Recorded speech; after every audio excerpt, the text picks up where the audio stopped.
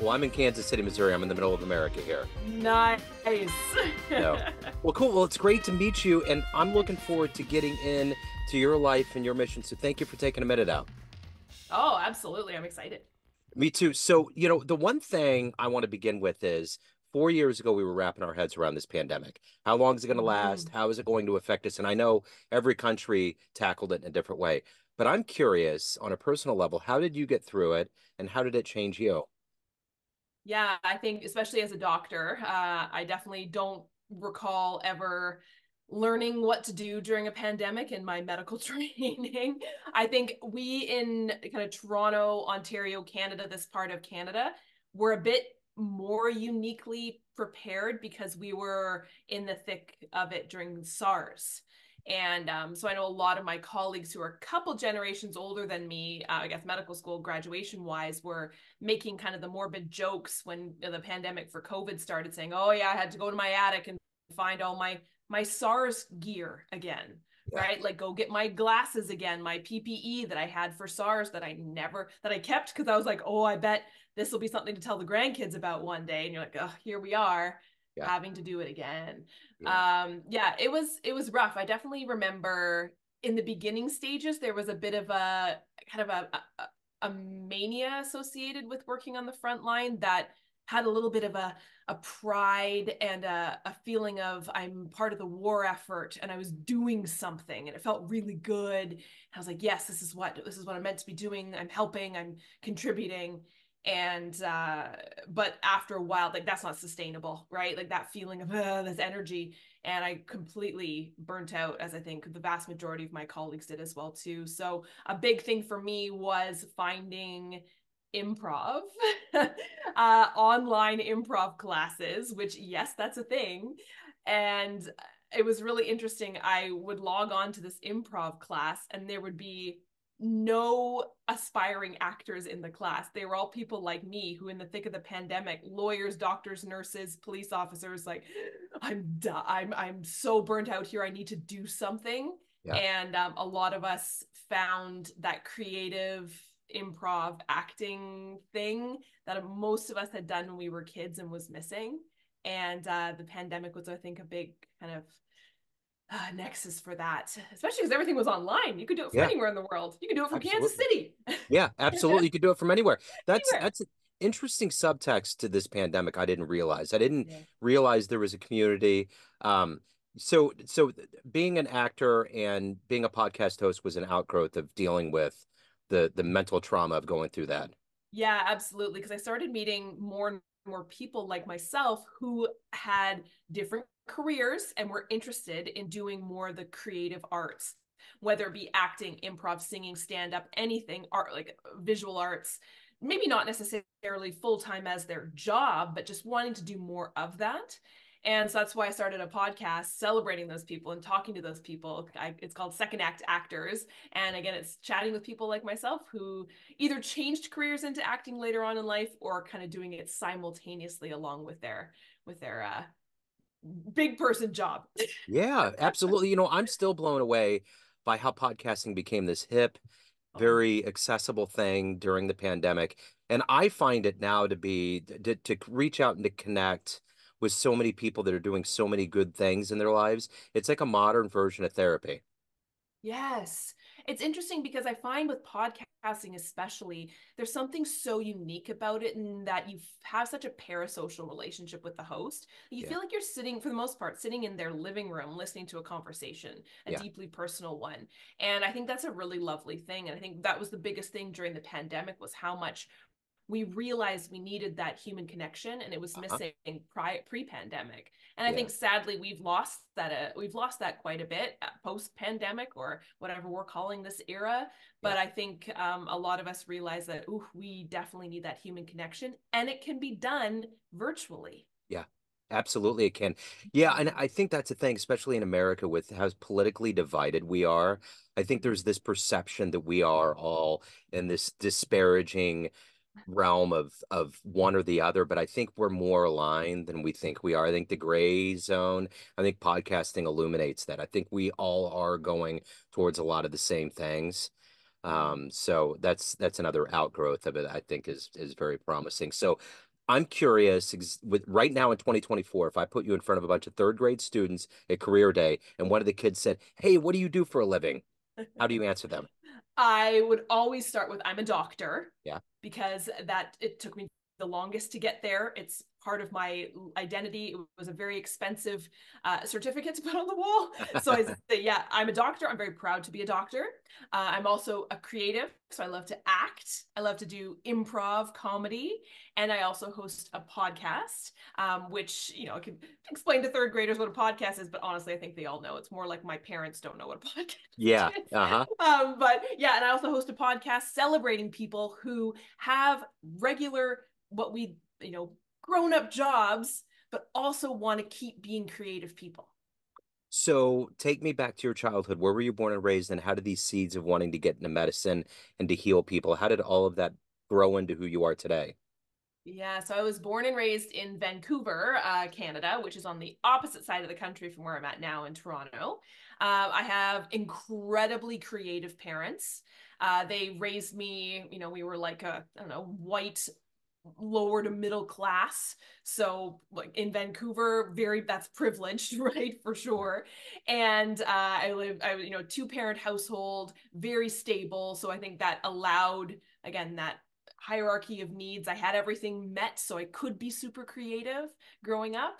My sister's incredibly creative, so I was encouraged to do all the theater, all the choir, play all the instruments. There was always music playing in my house, always. And it's funny because I do remember loving that part of my life, but then I think it was grade 10 or 11, I took it was a biology class, and it was finally biology that wasn't studying plants or studying like birds. It was studying the human body.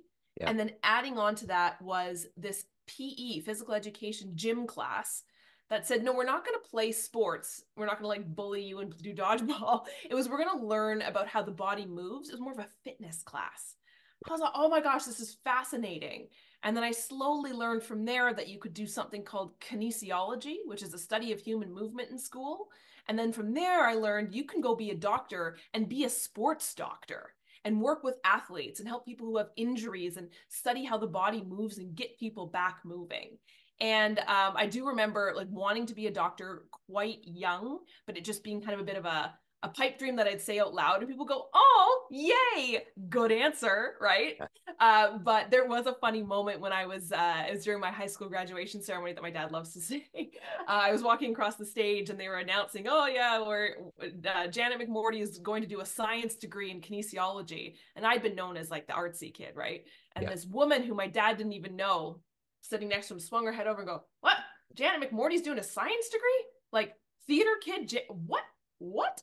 So I think it was a bit of a shock, but I think I love the science of how the body moves, and yeah, I absolutely love my career in medicine. It's a tough one, but I definitely love it.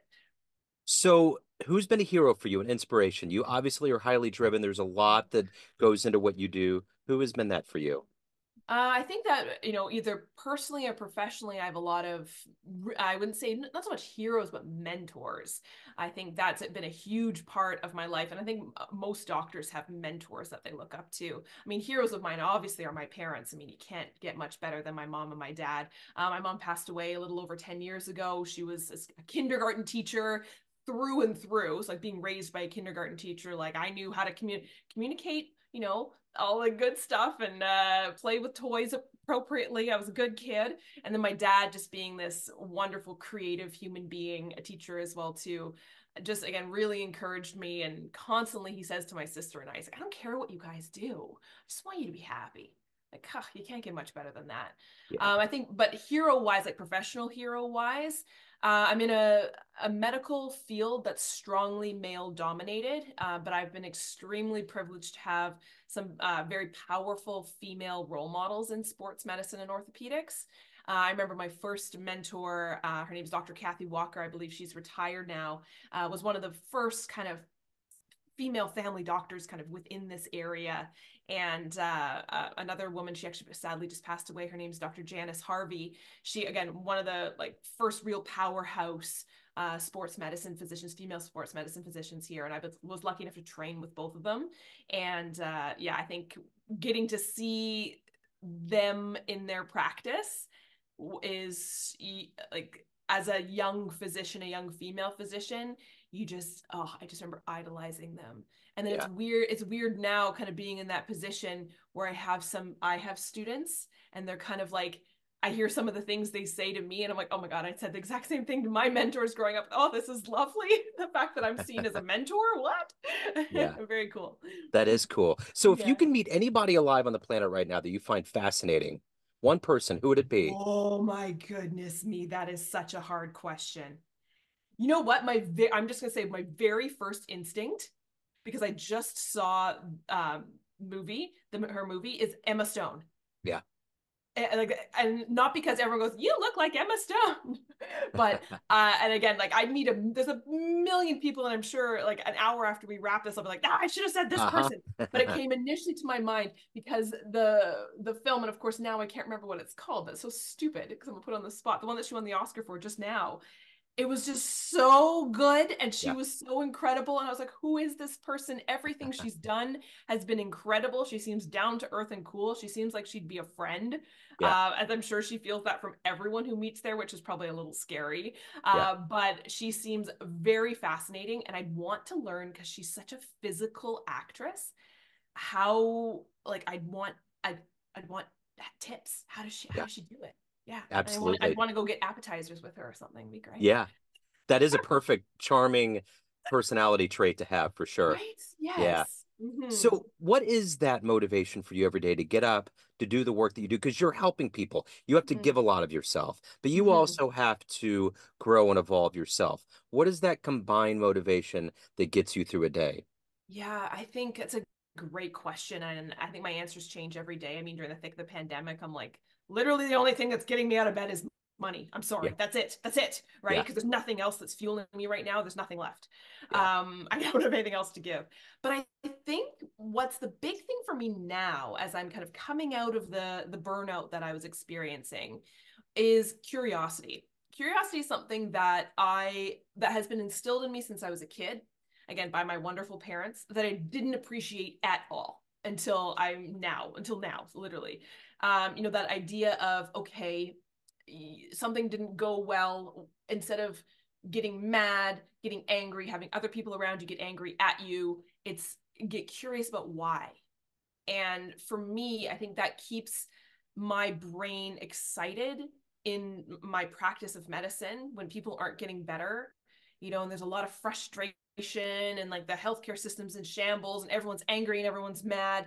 But what I'm realizing is if I turn that into curiosity with the person in front of me as opposed to against them, that just, one, keeps me from burning out, and two, it builds that compassion and trust together with not only my patient but also with friends, with colleagues, with the acting community. So I think that's what gets me out of bed, is this curiosity of what's going to happen today, Yeah. and knowing that if I, quote, fail at my job, if a patient doesn't get better, then I think why, or I didn't book a role, or I don't know, a podcast episode kind of flunked, or whatever. Why?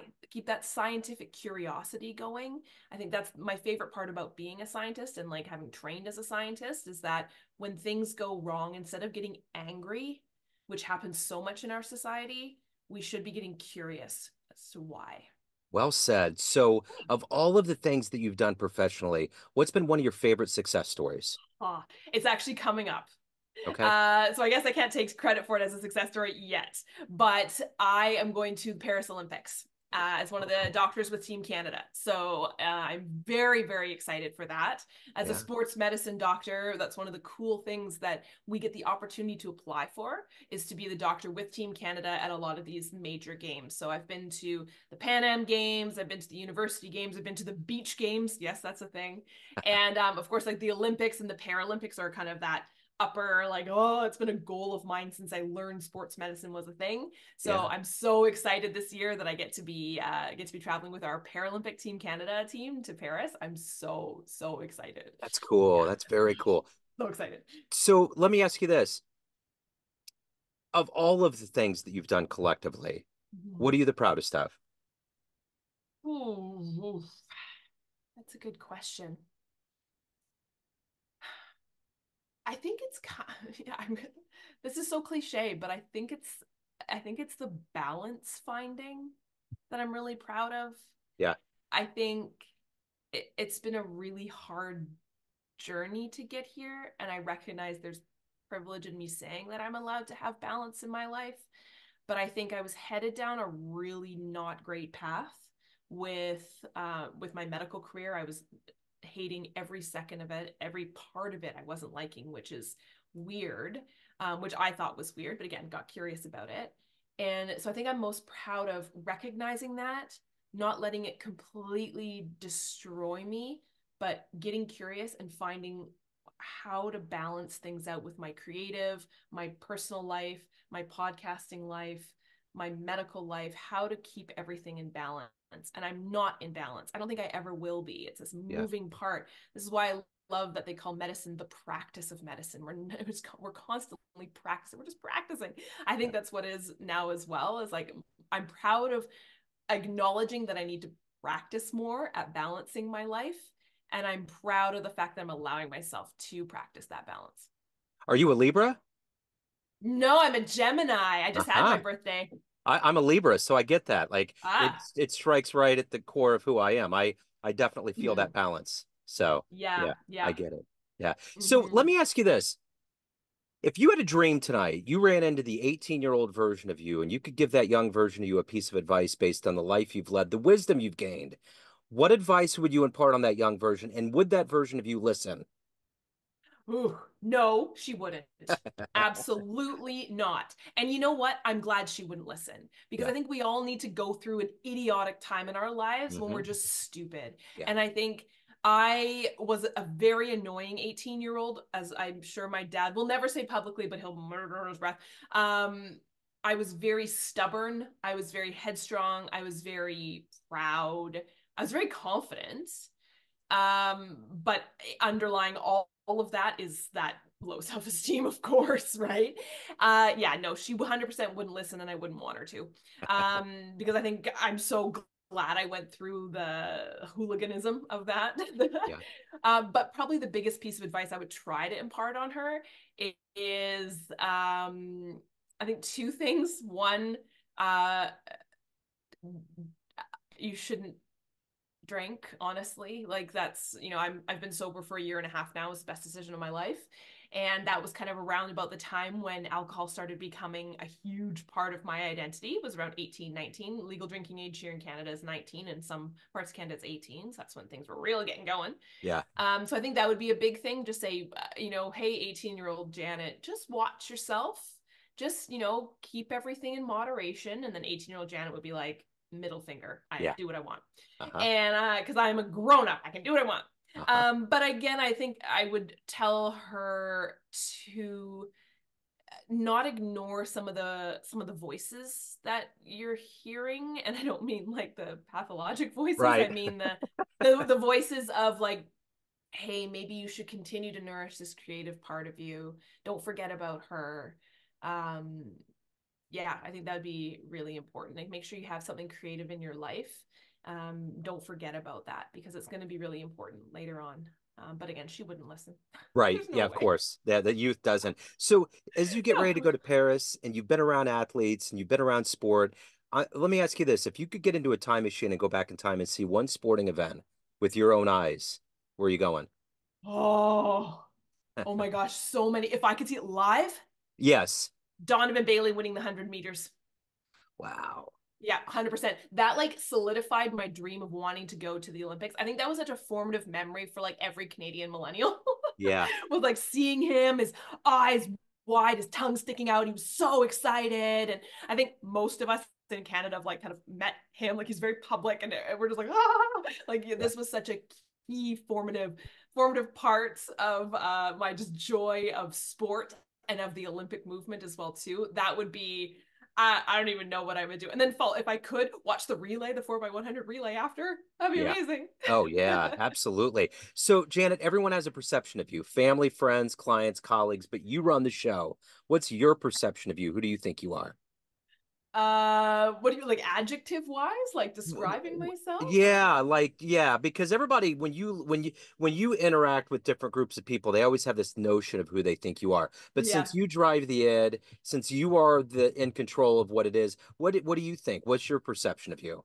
I think what I hope my perception of me is, what I'm really trying to build is a person who really loves um, supporting and promoting the work of others around me. I really in every aspect of my life. I mean, that's why I did this podcast. I mean, of course there's a little bit of self-serving in there. I get so much from it personally, but I want to be known as a like a generous. I had somebody call me a philanthropist once, which I was like, that's a stretch, but it was a Yeah, lovely word, right? A yeah, generous person, a good friend, somebody who's there for other people in their time of need, whether that be friends, family, patients. I hope I'd be considered an advocate as well too. Again, for patients as well as my family members, as well as people in this artistic community in whatever way they need advocacy. I think I'd hope I'd be someone that people can trust, like a confidant as well too, and someone who just has enthusiasm for life, for yeah, all the cool stuff that's going on. And yeah, that's what I would hope. yeah, Aspiration, absolutely. I think. Yeah, for sure. So if anyone wants to listen to your podcast, they want to find out about your acting, anything about your world, where's the best place to go? Probably my Instagram. I'm very active on there. It's at Janet McMordie, MCM or die is how you spell my last name. And my podcast is Second Act Actors, wherever you find your podcast. It's also on YouTube as well too. My website's Janet McMordie, MCMOrDie.com. Nice. That's easy. I Janet, know, this, right? yeah, yeah, just get to it. This has been wonderful, Janet. Thank you so much for your story. Thank you for your time. Keep being You. infectious and doing the good work out there. Oh, I appreciate this so much. This was so fun. It's awesome. Thank you so much. Take All care. right, take care. Bye. See ya. Bye-bye.